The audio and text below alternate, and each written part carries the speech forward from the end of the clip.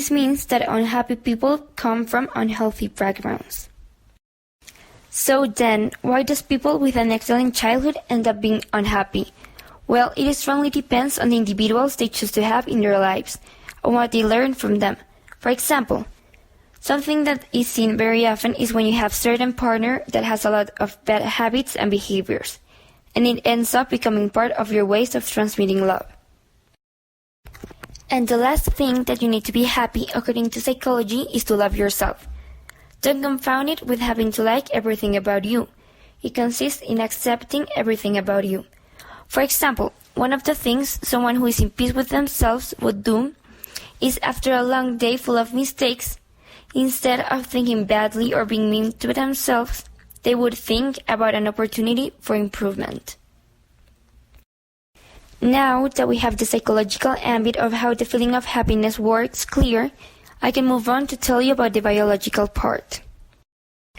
I should start telling you a little bit about the brain. It has two hemispheres. Each one is formed by 4 different lobules: frontal, parietal, occipital, and temporal, each of which are made up of different regions and nuclei. All of these components are made by cerebral cells, called neurons, and many other support cells, called glial cells. Neurons have 3 main functions that are receive signals, integrate the received signals, and communicate signals to white cells, for example, muscles or glands. Having a general idea of how it looks like, there is an electrochemical sign, a known impulse known as action potential, that travels through a neuron, and when it reaches the end of it, it is transferred to other, and the chain follows.